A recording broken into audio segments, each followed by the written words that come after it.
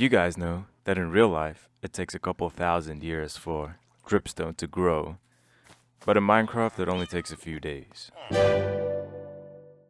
So guys, look at this. Look at this little area I've built. Let me show you guys real quick.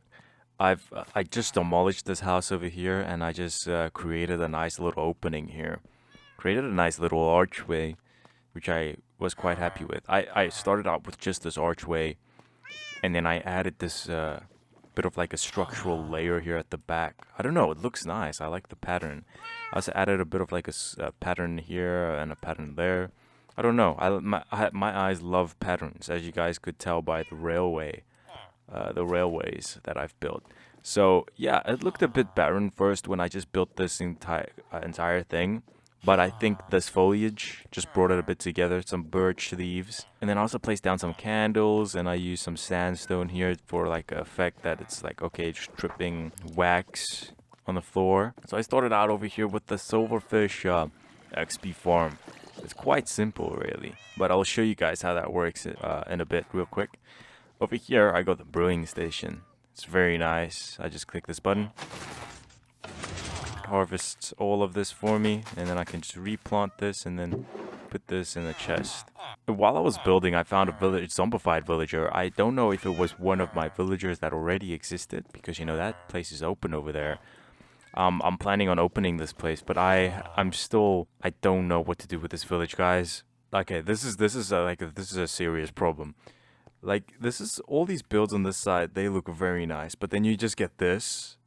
It's not like bad, but you know, hopefully you guys know what I mean. It's like it feels like it doesn't fit in here. Even though the block palette is alright. It starts raining. So yeah, comment down below. What do you guys think of these buildings? Should we remove them? Because those are the villagers' homes. Maybe we just build better homes for them, but who knows. So, the zombified villager, back to that. I named him Airy, and I healed him with a weakness potion and a golden apple, and I made him a librarian, and guess what the first book was? Boom! Mending. And guess what the second book was? Boom! Silk Touch. Oh man, this is a very good villager, so I kept him.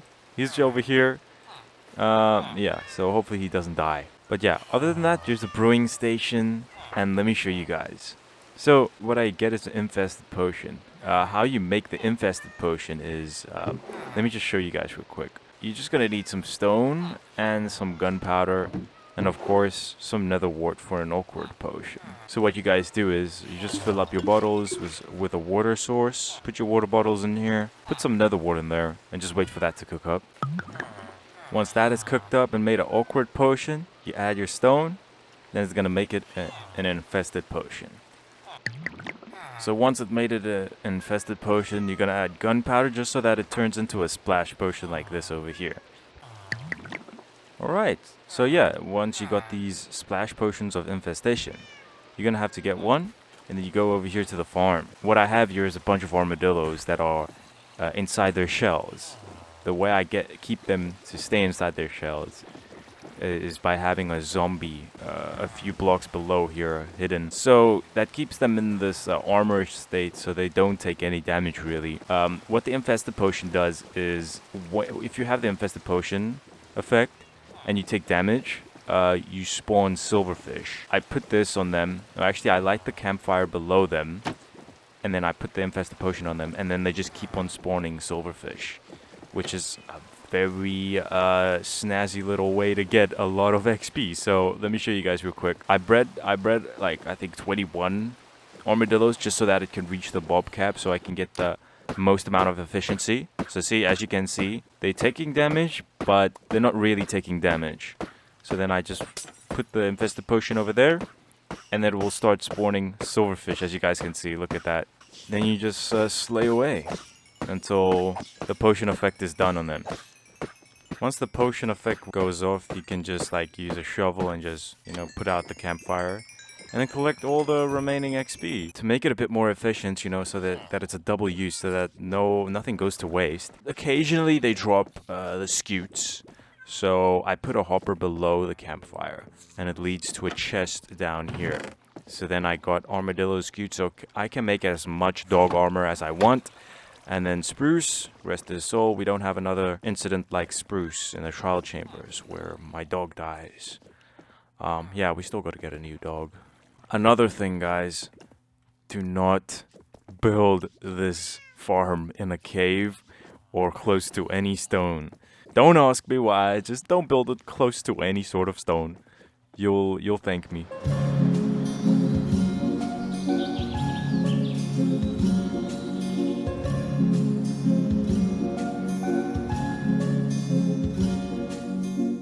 Alright guys, so I have been expanding a bit, been planning for expansion I would say. Because, you know, this place is getting bigger. I'm going to start building more stuff like a tree farm. Before I do that, I want to talk to you guys about something here. You guys see these buildings over here? It has a nice sight line. But the thing is, though, the problem, there's a huge flat space over here.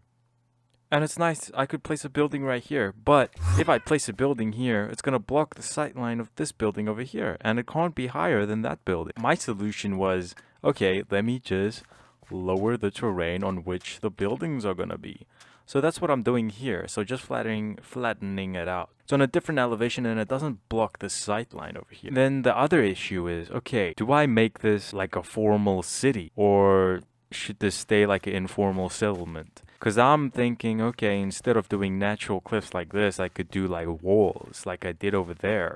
As you guys can see, I did over here like a wall with a nice pattern and everything. Should it just be a bunch of organic terrain and the buildings are placed on top of that organic terrain? Or should it be a nice infrastructure with roads and walls that divide the different elevations, and then the buildings get plopped on top of that? Maybe there are some of you guys that have a better suggestion than I do, or maybe a better idea. So I'm gonna be throwing that idea out there, and that little thing I'm contemplating or thinking about. But for now, I'm like, okay, I'm doing it just organic cliff, I would say. The thing is, it's not grass that this stone is going to be transitioning to. So I've looked for different blocks and I came across dripstone. Dripstone blocks, these are a very nice transitioning block from the stone to dirt. So that's what I'm going to be using. But the thing is, this dripstone farm that I have made here, the rates are not the best. It's very slow. This is something that's just for the background. It's actually maybe just for decoration at this point, the way this thing is super inefficient. So the thing is, I'm gonna have to go out on a bit of an expedition and go mine some dripstone blocks. So yeah, let's head out. There's so many of these zombies. I do not know where they came from. Good thing I got the Smite 5 axe. But yeah, guys, I'm in a dripstone cave over here. And what I need is these dripstone blocks. Oh, swerve. Okay, there we go.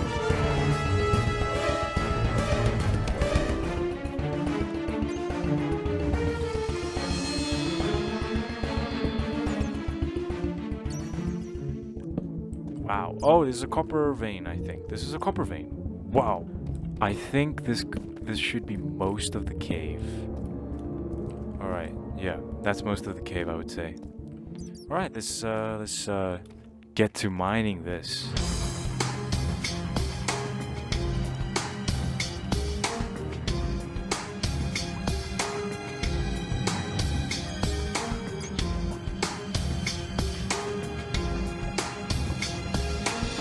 Alright guys, so I've done a little bit of dripstone mining, but we're going to be switching gears a bit here and doing the main project for this episode.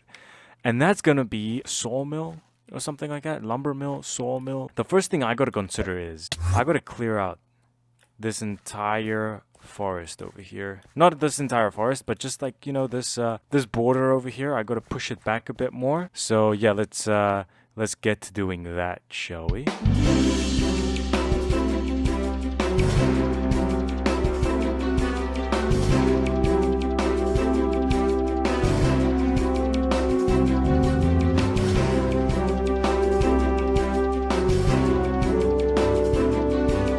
So guys, I cleared out this area, and guess what happened? Nothing happened. I just cleared out this entire area.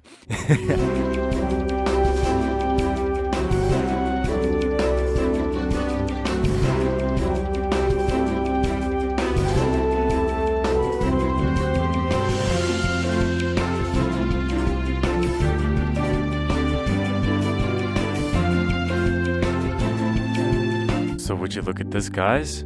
The front part of this building is already done. This looks so nice. There's a lot in store for this build. Yeah, this is just the first part, or the first section of the building. Look what it walks into. It just walks into nothing. Front side, I just finished the front side. Yeah.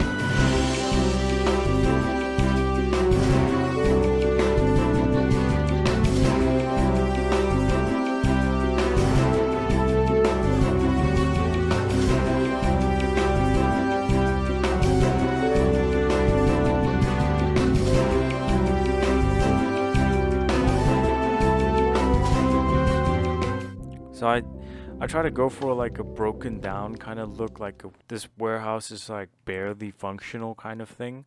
So this top part of the sawmill is like, you know, dilapidated, falling apart and that. So hopefully that was obvious enough, you know. But yeah, let's keep on building.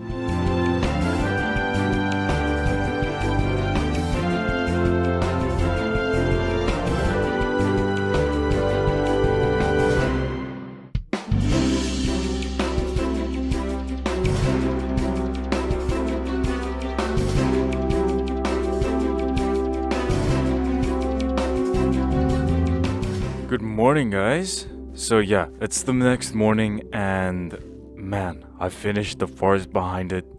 That didn't actually take long. It was a lot quicker than this forest, you know. Maybe because it's smaller, but also maybe because I'm like more used to building these sin pines now at the moment. Let me show you real quick the backdrop of this forest, because it I also gave a bit of the copper mine a bit of a backdrop as well. So there's a forest all the way like around here, from here all the way surrounding until the sawmill. So that is very nice. But to the main build of the video. This is the sawmill, guys. Look at this. So I made a nice pathway, very similar to the one in the sin pine forest, with the stone slabs, the pressure plates, and the pebbles, the buttons as pebbles. I put some bushes here, some bushes over there, some dead bushes over here, and then some log piles over here. Yeah. In the future, I want to have like some item transportation stuff, maybe, like a minecart, so it shows the buildings a bit active. Here's some stumps to show that some trees are getting chopped down. The thing is, though, it's not the sin pine that's getting chopped down. Ooh. Oi, oi, oi, oi, oi, oi, oi, oi, oi. The thing is, it's not the sin pine that's getting chopped down. It's regular spruce trees. It didn't make sense to do the sin pine logs because it just blended in with the floor, so there wasn't enough contrast to view it from a distance, I would say. So yeah, majority is just regular spruce logs, and then some are stripped spruce.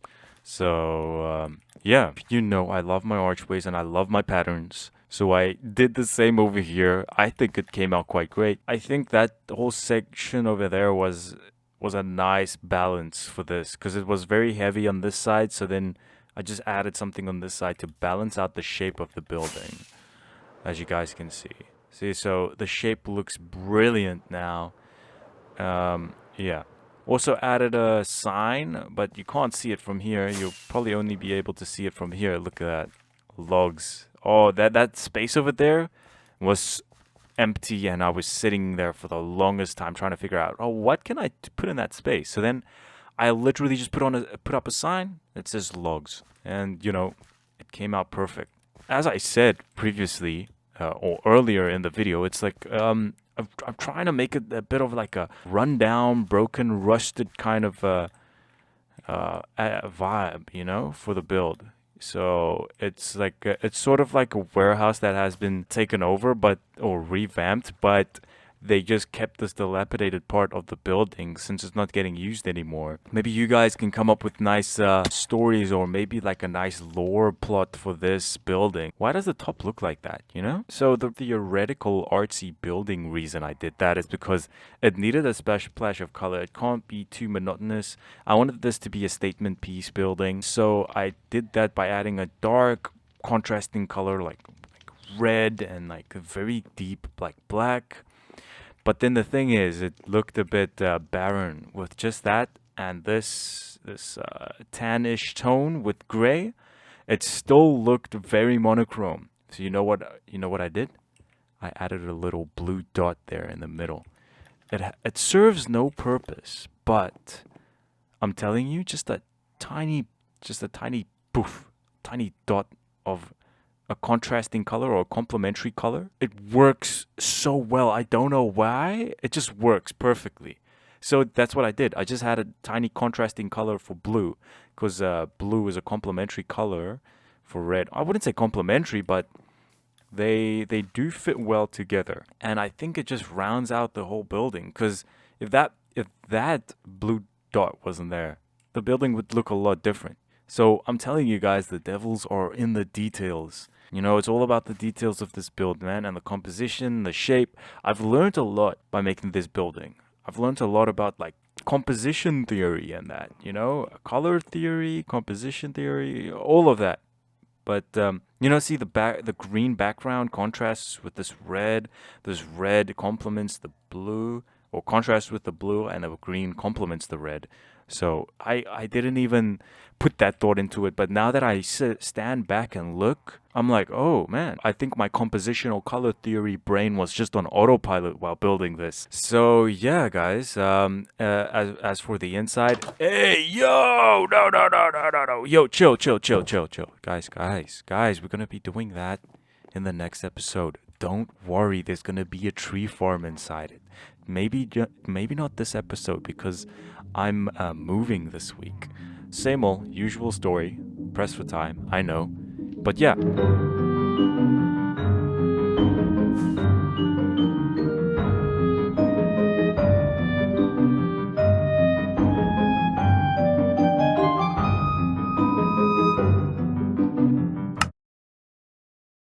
So guys, it's that time of the episode again. It is the commentary cut. This is the segment of the video where I read through random comments from any previous video. First comment we've got from Coleaf Mark 3. The forest is quite amazing, though I'm not sure if this is part of those explanation boards since I've never seen a nature preserve. But imagine if it also showed the origin of the tree's name and who named it.